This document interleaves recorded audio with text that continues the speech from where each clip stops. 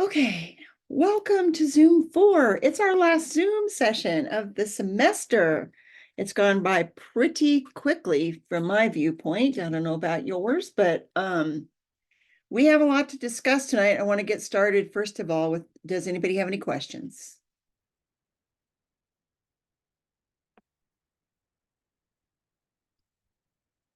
Anybody? You might have some by the end. We'll see. Okay, well, we're going to jump in, and I will start by saying that I was just looking at the time again. Everything that's been submitted is graded up till about I'm not sure what time, but probably noonish today. So anything from then backwards. So you should be able to see those grades in there. I am going to jump in with our PowerPoint. Share. Okay, here we go. All right. All right. So once again, we are using content from Dr. Pil Kang. And again, we just really appreciate that he designed this class for us. Okay, so our meeting agenda is this. First of all, you should have gotten email about your course evaluation. I'm not sure exactly how that happens these days, but I'm assuming that you got email for that, and please take care of that. Okay, hang on just a second. Admitting people. So be sure to get that completed because it's important. Okay, the rest of the semester, we're going to talk about that in just a second, but we are in week 6. So there's not much left to it.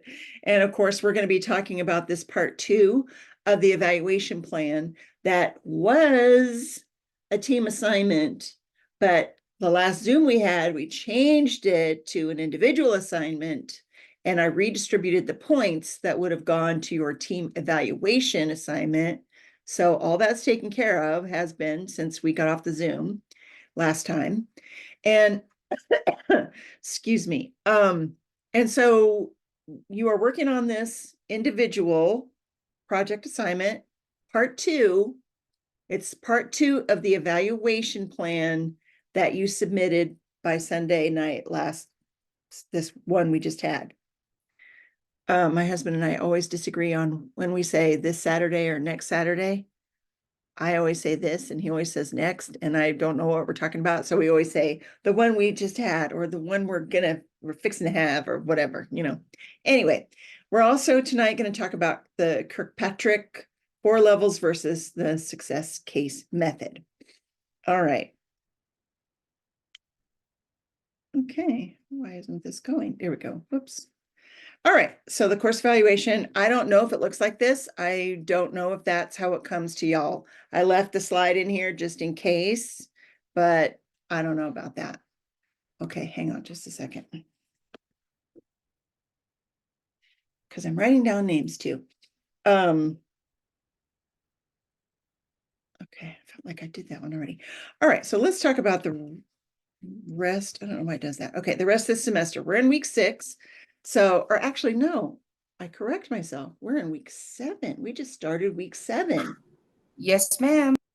My goodness, I tell you, it's been flying by. So I'm sorry to confuse you, and thanks for jumping in, whoever said that. Was it Maria, I think, maybe? Yes. Okay, thank you. Okay, so this is May 1st, and so here we are. We're having our Zoom 4. You have the chapters. You're doing your module work as usual. Next week's our last week. So everything gets submitted. This final paper is due by Saturday, midnight. Saturday, midnight on May 11th. Saturday. Did I say it enough? It's not Sunday this time. It's Saturday. The end of the semester is Saturday. So that is in the assignment details as usual, but we get used to what we get used to. And so I just wanted to highlight that. And I have little notes to myself all over the place. So I'm Don't forget to say it.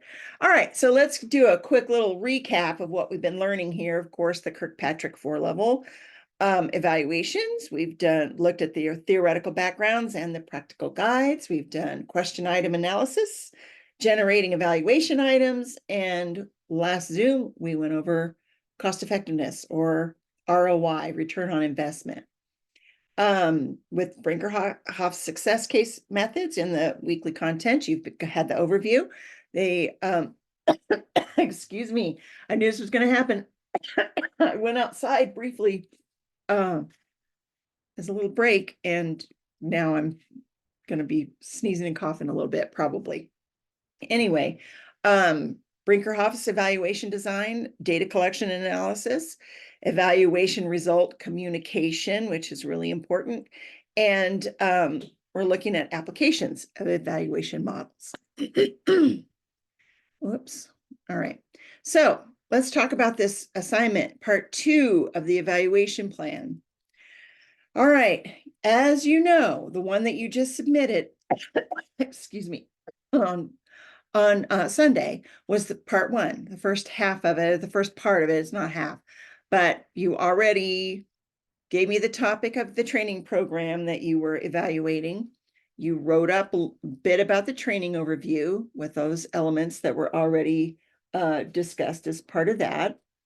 You discussed the purpose of the evaluation, and you listed the stakeholders, not by name, but by role.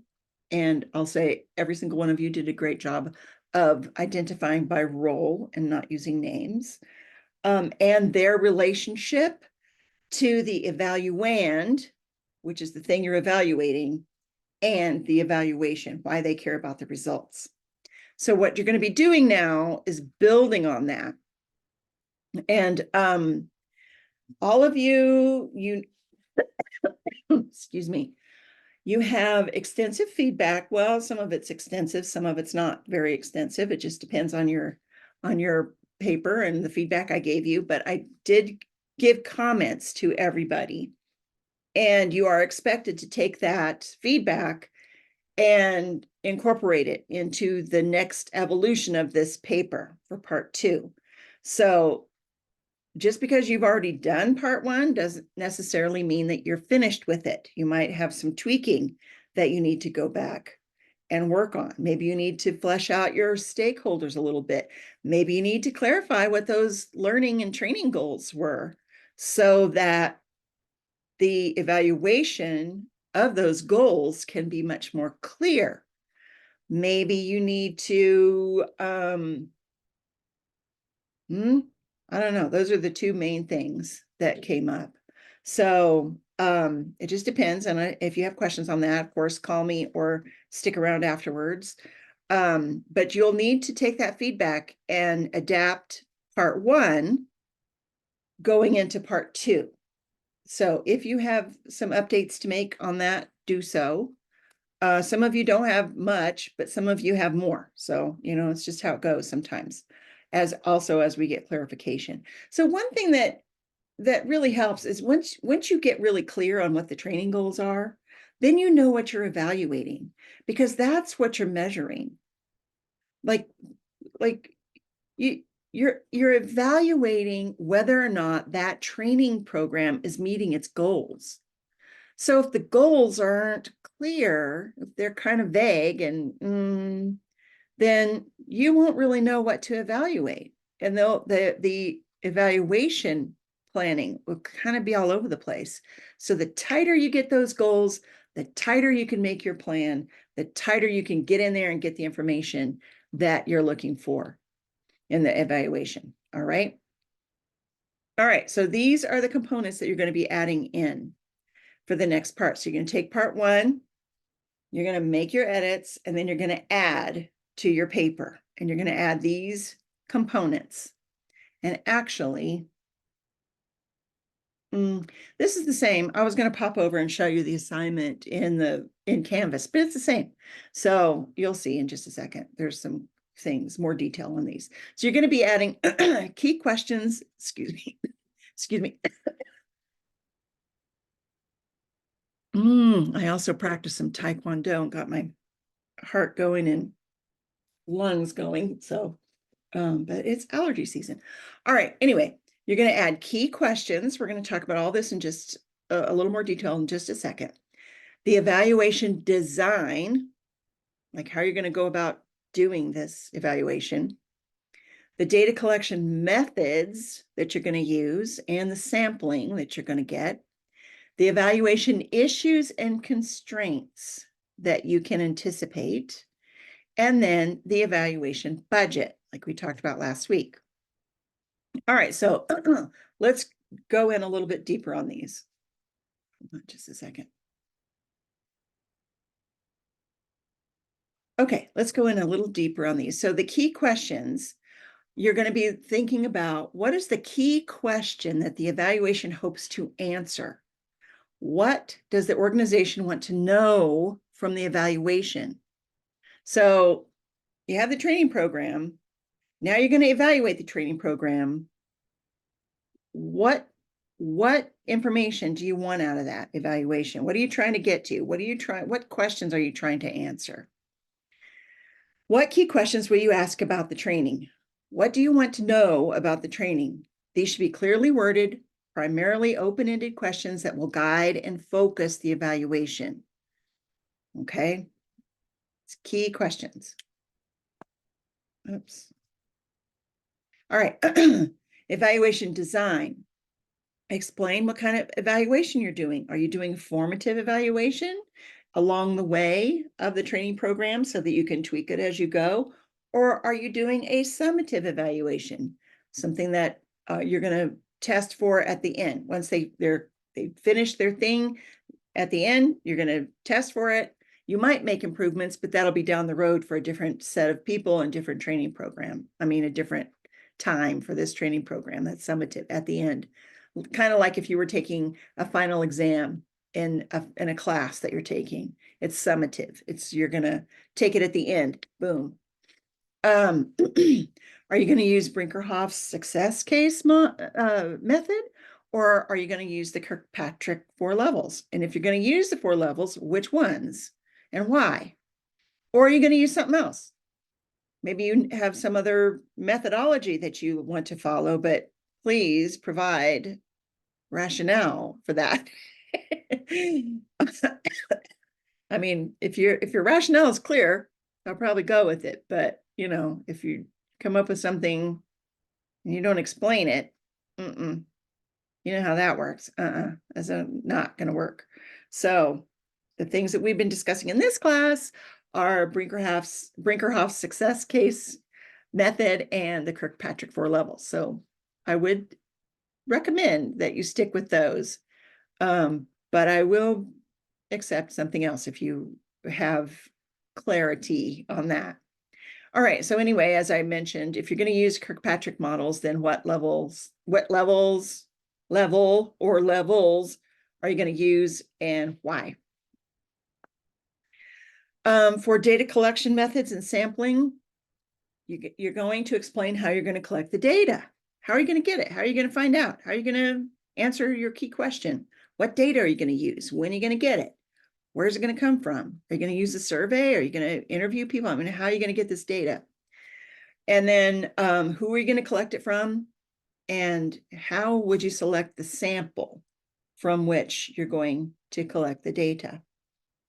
So, I mean, maybe you don't want it from every single person. Maybe you want just a few. Maybe you do want it from every single person. Just depends on your evaluation design, right? So, I mean, if you're in an organization of 10,000 people and you're designing a training evaluation for a training program for 10,000 people, you probably don't want results from all 10,000 people. You want to take a sampling. How are you going to go about getting that sampling? Okay. And then for the evaluation issues and constraints, another way to look at that is caveats and mitigation plans. Interesting. My daughter is a disaster mitigation person. So yeah, we talk about mitigation plans in a completely different context, but emergency mitigation. Anyway, what are the barriers that you can think of that you might bump into when you're conducting this evaluation plan? I mean, you're not doing the plan, you're planning the plan, okay? You're not conducting the evaluation. You're thinking about it and you're documenting what your idea is, but you're not turning it on yet. You're just, I mean, you might do that at some point in your career or something, or as a project for another class. You're not doing that in this class. You're planning your plan. So think about also, what kind of issues might you bump into? Um, are there layoffs happening and they're scheduled for a certain time frame, and so you know a bunch of people aren't going to be around? Are there other policies and politics and just other things happening? Maybe this organization has been through so much training that that didn't really work and they didn't really use, so now they don't trust it. What are those issues? So document that. Just talk about it. Oh, well, there's been all this um, discussion about potential layoffs. Everybody's scared. Nobody wants to, go for training because they don't know what's going to happen, or everybody wants to rush to training because they think it's going to help them keep their job, and so talk about those issues. And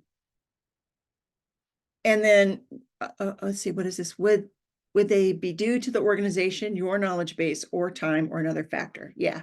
Okay. So it's political issues, policies, cultural, organizational cultures, resistances within the organization, or just feasibility. Like nobody has time. Everybody's tapped out. Nobody has extra capacity to take on. The company doesn't have any money in their budget to hire an outside person to come and do this evaluation. So we're not really sure how it's going to happen. That could be an issue. And then anything else that might impede the evaluation happening. And then what would you do about it? So what are the mitigation strategies? How could you handle that? So how would you maybe reassure people that you don't know about the layoffs? It's nobody really knows what's happening, but until then, this is the job, this is the work, this is the training that we're undergoing. And so would you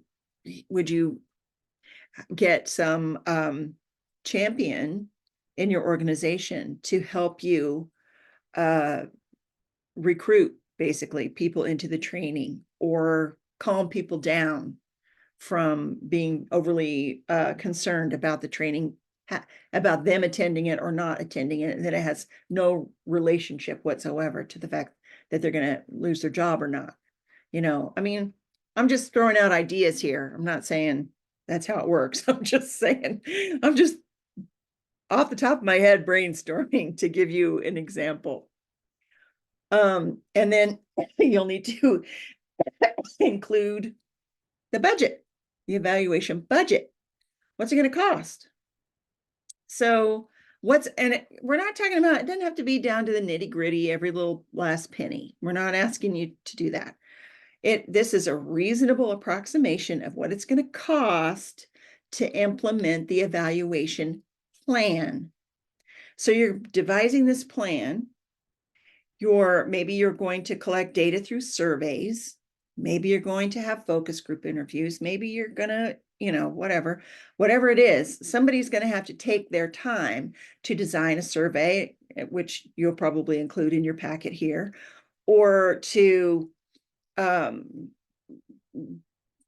actually put it into a software tool. That takes a little time, and to test it. And if you're going to interview people, it takes time. Somebody's going to have to recruit people to the interview, do the scheduling, prepare the questions, show up and do the interview. And then you're going to have this data. Somebody's going to have to analyze it. So that takes time. And even if you're in an organization that tends to think that, we can do these things and they're just additional parts of the job, so it doesn't really cost anything. That is not a true story. It costs something. If you are paid by your organization, and I'm using this as an example because I had staff role at UNM for over 20 years, various roles. And I would often hear that from my staff that well, this program we want to put on, it's actually free because it's just part of my job. Well, no, it's not free. It's taking your time. You're paid a salary. How many hours is this program? If you're doing that program, you're not doing something else. So you can put a dollar value to that time and effort. Also, if you're using I don't know, these days, if anybody would use paper, like flyers to recruit for a focus group interview, or, um, you know, I guess there are some times when you might want to use a paper questionnaire or something like that. That costs money too. Just because you went to the supply room and pulled a ream of paper out doesn't mean it's free. It costs money. So those are the things that you need to account for. Printing, space. If you're going to interview people, let's say you have to rent a conference room somewhere, maybe your organization doesn't have that. Again, I'm just throwing things out there to prompt your thoughts. I don't know your situation. And if you have questions about that, please contact me. I am available. Text, email, call. Okay, so I'm just feeling really hot in here with the door shut. All right. The final version of this paper is going to be 6 to 12 pages. I'm going to show you a sample, and of course, I'll send you the sample like I always do. I'll send that with the recording information and a copy of the PowerPoint slides. The due date, once again. Oh, wait, it's not 5/10, it's 5/11. Let me check that. Let me check that real quick. Saturday is the 11th. It's due May 11th, not 10, but 11, but it's still Saturday. Saturday by midnight. And then I'll be not only grading that, but I will also be calculating final grades. And I can't tell you when they're going to show up in Banner for you because there's a process. So there's a timeline that I meet in order to get all the grades in, and there's a timeline that it takes for the grades to actually load. So and it's batch processing, and so I'll send an email about that or an announcement in the course about that, so that when I finish anyway, and then it'll be a time frame after that before you see them in Banner. Anyway, just letting you know. Before we jump into the sample, let me stop sharing. How are we doing on time? Okay. Let's pause there and just see if there's any questions, but I am going to pull up this sample here too. Anybody have questions? I have a question. If I were to submit the assignment before that due date, is there a chance it would be graded before then, since commencement is actually on the 11th? I know, it's always so tight. There's a chance it'll be graded. I can't make promises for that. And sometimes maybe some of you have noticed this, where I'll go through and I'll do my commenting, but I don't put the grade on yet because I want to see the whole picture of like all of the assignments to see if there's if everybody's kind of skipping a beat on something, that tells me that that's a hole that I left, right? So I want to be sure that in my grading, that the feedback is the feedback, but also the grading is fair across the board. So I don't know if that makes any sense, but anyway, I can't make promises about that, but I do tend to look at them beforehand. And then, yeah. And you can contact me too. And if you're worrying about graduation or whatever, you can contact me. I'll do my best to reassure you. but I can't promise. I mean, I don't know what to say about that.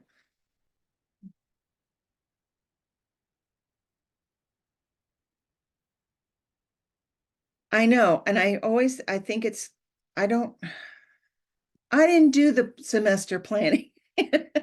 So my preference would be that all the grading would be completed and everybody would know where they stand before commencement.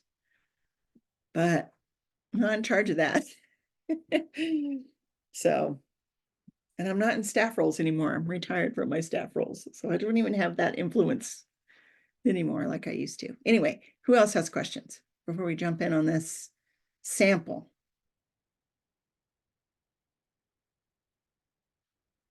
Dun, dun, dun. Okay. Let me get over here. I lost you. Here we go. All right. Evaluation plan. Here we go. I think this is it. Let me get that out of the way. Okay. All right. So this is a sample. And everybody's structure is just a little bit different. So don't get thrown off by that. When I say structure, I mean like all this, heading and stuff. So don't be, your structure is going to be your structure. All right. So here are those topics, and I do appreciate when these headings that are in the assignment are also copied in your paper, just for clarity and for readability. And the less I have to search around and, figure out what you're trying to say, the better, the more likely it is your intention is made clear, and then I can grade that way. The more I have to dig around for it and figure it out it makes it complicated for you. So, okay. So anyway, these are from the last assignment. The topic, the training overview with the title of the training, the structure of the training, the learning and training goals, the seat time, and a little description about the learners, the purpose of the evaluation, and then the stakeholders by role. All right. And then in this paper, this final paper, and I went through here, let me get my notes because I did not do it on screen, but I did it on my own to make sure I highlight a few things I'll be looking for. So key questions starts the additional items for this part 2. Again, feel free to use these words. The key question, the key questions are the key question that this evaluation will answer is, feel free to use that exact language because it's very clear. It helps your thinking be clear. It helps your planning be clear. And so that's what we want. All right. And then to answer the key question, see how they added that in here. So this is the key question this evaluation is going to answer is this. The way I'm going to get to that is this. And then they have some explanation here. And then they get into whether, they're doing part of it is formative evaluation. Part of it is using a summative evaluation, and they explain that. And you can see that's not, it's just a couple of sentences there to explain that. It's not, that granular, but it's enough. All right. The evaluation design, in this paper, they're telling us we're using all 4 of Kirkpatrick's modeling. Here's level 1.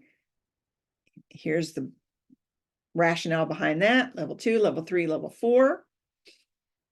Here's the data collection method and the sampling that we're using. So in this, we're saying data collection will begin with a survey to determine if learning occurred. This is how we're going to go about that. Level 1 and level two evaluations are going to be done this way in the training room. The level 3 evaluation is going to be done this way. The level 4 evaluation, oops, is going to be done this way. And their issues, they stated, we don't really see any issues with the data collection, with getting this part of it. We just don't really, it's just not a problem. For this one, they talk about that, you know, we're going to evaluate for the behavior change, and here's the timeline. We don't see issues with the ROI collection because basically we're using data that we already have, so we don't have to go get it. And then they even go on to explain about how they're going to test for value. For the budget, they're saying level 1 and 2 has very limited costs. We've got paper and printing, as well as putting all this stuff together. They break it down. Level 3 has the surveys. We're going to do it via email, so that, you know, it's basically, once you get the email written, it's a pretty quick process. And the names, you have to have the names. Where are you getting all the email addresses? Level 4 evaluation for feasibility is only going to be this archival data that they're using. And they included their detail in appendices, which you'll see in just a minute. So again, here's their, you know, so this is the sample. This is what we're going to do. This is our rating scale. This is, you know, you're rating the trainers. This one here, these are the questions they're asking. Here's the level 2 learning that they're testing for. Here's level 3 that they're testing for. Here's level 4 cost benefit. So they're giving this detail. Excuse me, more detail on the ROI, all broken down. And you'll see this. I'm going to send this to you. So, so that's the sample. Who has questions now? Would we have a copy of that sample? Yes, I'm going to send a copy of the sample when I send the announcement. This is what I typically do. I send the announcement saying the recording is available, and I say where, and here are the attachments. Canvas only allows me to attach one attachment. So one of them is an attachment. Usually it's the PowerPoint. And then the other one is a link in the body of the announcement that you have to click on, and then you see the document. So that's been my pattern throughout this 8 weeks.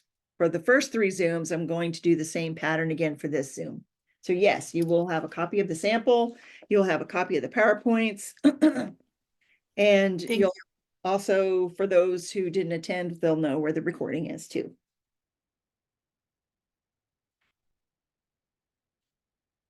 Anything else?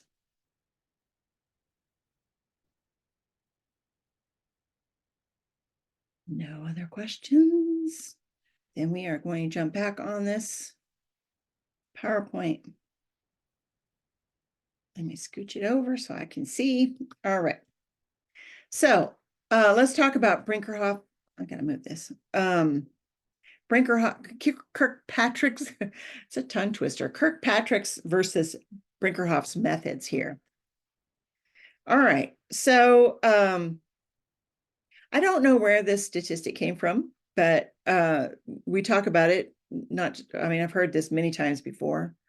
Hold on, let me check something here. Okay. Yeah. Okay. Only 15 to 20% of people really learn and use their learning for work. So, I mean, that's not very many people. That's not much training getting implemented. So 15% of the people did not try. 70% of the people attempted to enact what they learned in the training, but they failed. Either the organization failed them or they failed. They didn't get it. You know, maybe their manager didn't support it. Who knows? And then, oops, let me go back up here. What happened? Hold on. We had to have a glitch of some kind, didn't we? There we go. I forgot what I was saying.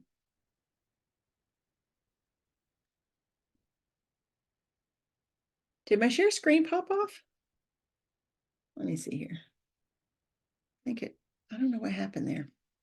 All right, I'm sharing again.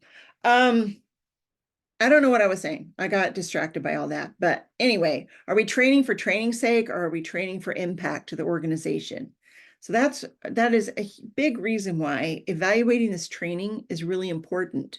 We need to know what the heck's going on. We're pumping this money into it, taking people's time. I mean, it's got to be of value. All right, so this slide was in here and I found the language confusing. So I added these, I just boiled it down. So anyway, these are the steps, the Brinkerhoff steps. First, selection of subjects. Who are you going to sample for this evaluation?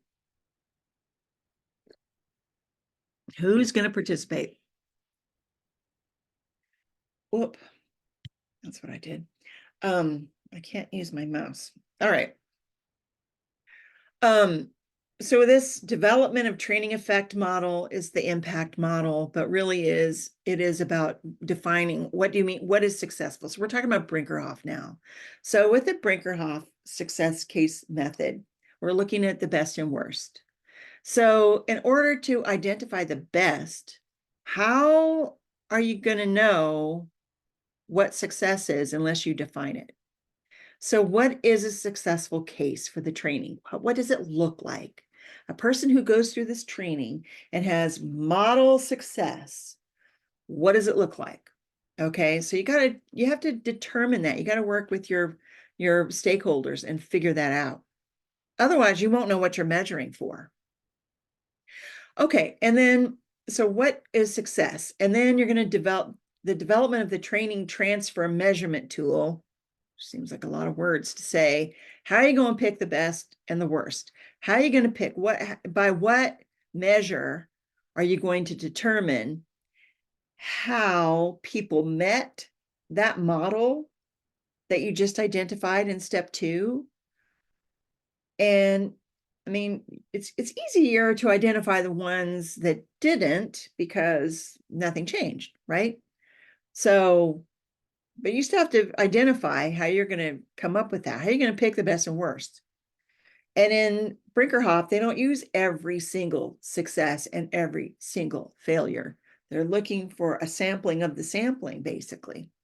So anyway, how good was the best? So here we created this model of success, the perfect, like the perfect way we'd like to see it. We got a group of folks who went through this training and they came within 20% of that, maybe. How good? How do you determine who was the best of that? How do we get to the top 5% of that group?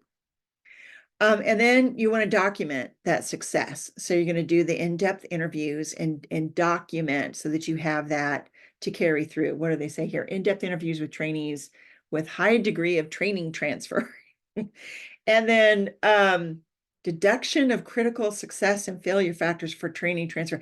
You're deducting, but the reason for doing that is that you want to make recommendations. So you have the ones who failed to implement what was going on there, and then you have the top 5% or whatever of the people who went through the training that you consider success, or maybe it's the one or whatever you've decided with your stakeholders, and you want to make recommendations on that, whatever they are. All right, so here is a little comparison chart. The focus of Kirkpatrick's, it's a training focus, and they're looking at individual training aspects. With Brinkerhoff's, we're looking at performance focus, and it's the alignment to business performance. The goals of Kirkpatrick is proving learning effectiveness. The goal, so this is why it's important to know your evaluation plan. If your goal is to look at the effectiveness of the training, you're probably going to want to use Kirkpatrick's. if you want to look for evidence of effectiveness and impact, then you're probably going to want to use Brinkerhoff. That makes sense? So once you know what your evaluation plan is planning for, what are you looking for? What's the key question? What are you measuring? What do you want to look at? What does the stakeholder care about? Then you have an idea of which direction to go to. If you're looking at effectiveness, learning effectiveness on the training and the individual training aspects, go with Kirkpatrick. If you're looking at performance and business performance and looking at impact along with that effectiveness, then you're going to want Brinkerhoff. Okay. Anyway, Kirkpatrick is going to measure the results of all the trainees. Brinkerhoff is looking at the results of exemplary or unsuccessful trainees. So the best and the worst. Exemplary, the best. Unsuccessful, the worst, right? Formative evaluation indirectly. Oops, I did it again. I used my mouse because I wanted to highlight that. Okay. And then Brinkerhoff, through the results, it shows how the training can be improved. Yeah. And then summative is obvious, like you get to the end of it, you test, it's clear. And then for Brinkerhoff, summative is a little more indirect. Then level 1, level 2 is relatively easy to implement. 3 and 4 are harder. Brinkerhoff says it's easy to implement. I'm going to agree with Brinkerhoff because I've done that, and well, I think it maybe depends on the organization and the training and the how you can get to the data, etc. So I've actually done that method a few times, and I agree with Brinkerhoff. He argues that it's easy. Okay, easier, put it that way. It's not really easy. It's just that I could get to it. I could get to the data and get it done and get, moved along. Speaking of, what time is it? 7:45. Okay. Market share, broadly used. Kirkpatrick is broadly used. Brinkerhoff's method is growing. So it's not as well thoroughly distributed, maybe you could say. More people are familiar with the Kirkpatrick levels. So if you need to take time to educate your stakeholders on a method, then you need to account for that. If they're more familiar with Kirkpatrick, it might be easier to get buy-in from the organization to do Kirkpatrick than a Brinkerhoff. But if they're pretty open and they're like, do what you want to do, just get us the results, that we're looking for so we can make a determination here, then, it depends on what your plan is. Okay. Criticisms of Kirkpatrick is level 4 versus level 5. Yeah, so we touched very, very, very lightly on this idea the last Zoom that, our textbook and our content in this class goes through the 4 levels, but there is some detail that you can get into that pushes arguably into a level 5. So, that cutoff is a little gray area, put it that way. And Kirkpatrick is training oriented. The criticism for Brinkerhoff's method is, can it be widely accepted to business leadership? And that makes sense, because when you lose some, potentially can lose some juicy information when you're just looking at the best and worst, because there's stuff happening in that middle group too. And so arguably you could say that, leadership might want to have a broader spectrum of data that you're making an evaluation on. but it's arguable. So, I mean, bottom line is that training working, and what is the impact it's having on our organization? If we're getting what we want out of it, boom, we're done. We don't need to, as I was talking about earlier, dilly-dally. We don't need to dilly-dally about, making sure everybody's results are included, because we have the broad strokes enough to be able to say, okay, that ain't working, let's ditch it and do something else. Or this is working, it's working for a percentage, and if we implement the recommendations based off of this evaluation, the recommendations that we're going to make based on the success factor and the unsuccessful factor, then we should be able to have even better gains and have greater impact in my organization. That's where I'm going. So anyway, this is another view of this success case method. It's just it's the same information, but we're looking at it a little bit differently. You want to clear, the point of it is you've got to have clear business goals. So this can also help, this evaluation method can also help in clarifying business goals and identifying what success looks like. All right, so initial results, your survey representative of sample of the trainees. So you're taking a sample. The follow-up study, you're going to conduct an evaluation with a few successful trainees. With the immediate results, you're going to have these stories documented, which can represent the ways in which business is impacted, and you can disseminate that within your company. The application of that, I'm going to go this way and then go this way and then go this way. So I'm not, being sequential, but in a linear way. Anyway, with that, you'll have documented impact, and you can immediately start to disseminate evidence of value, which is really positive. And then the goal is that you have greater business impact from training. Another application is that you can use this information to educate managers and help them gain increased impact. The goal then is increased capability to achieve business results from learning. Another immediate result is that knowledge of the factors that enhance or impede business impact. You can develop more effective products and services. You have greater capability to meet emerging business needs.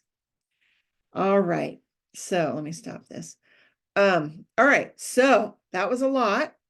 And hopefully a lot of that's kind of just repeating what you've already had in the content, but what questions do you have? How is it making you think about your evaluation plan? We have 9 minutes to discuss it. So what you got?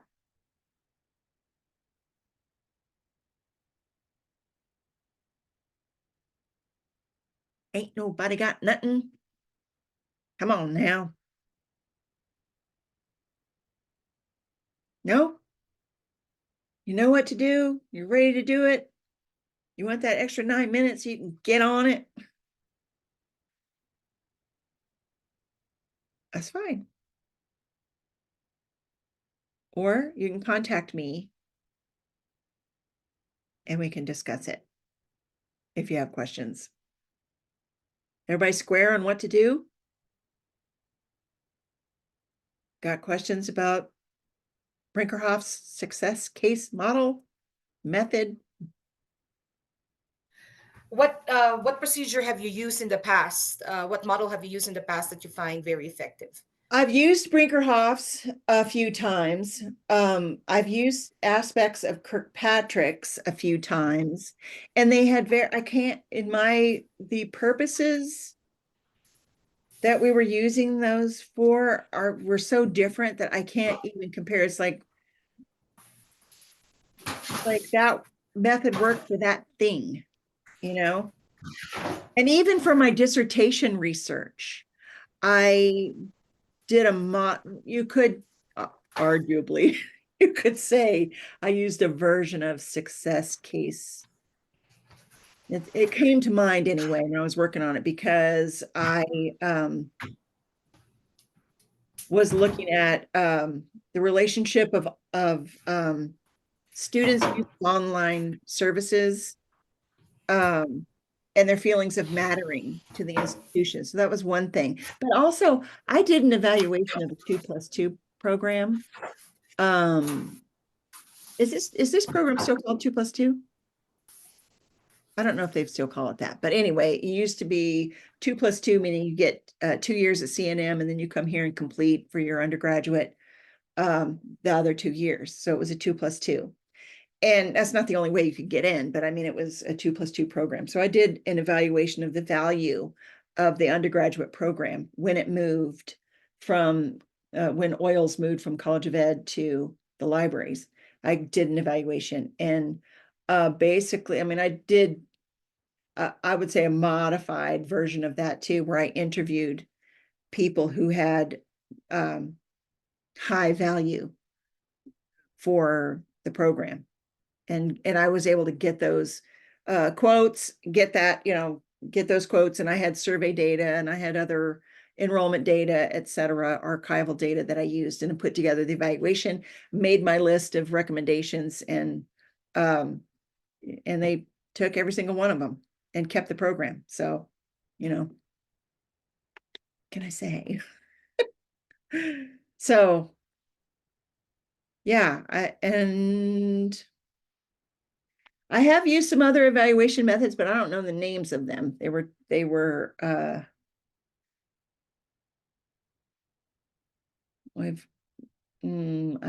I don't know that I could say that they were modeled after any particular framework. What else?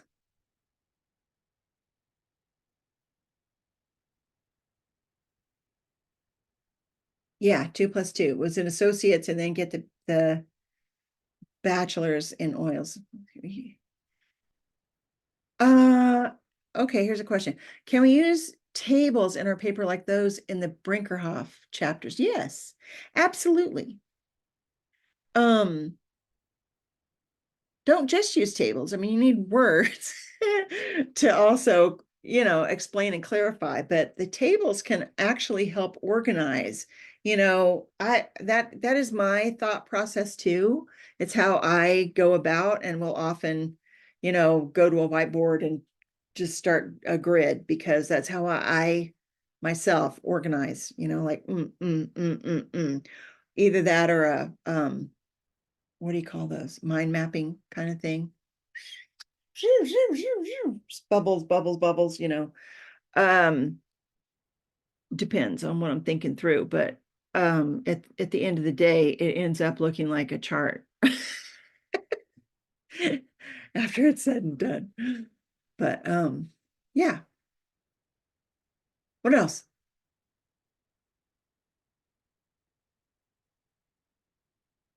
I really jibber jabber, didn't I? Like, we're down to 4 minutes now. Sorry. Okay. Anybody else? Another question? Okay, we're going to sign off then. Contact me if you have individual questions, or stay on the line if you want to. I'll stay on till everybody's gone. And if you have questions, or if you just want to talk to me, you can be there. See y'all later. Thank you. Thank you.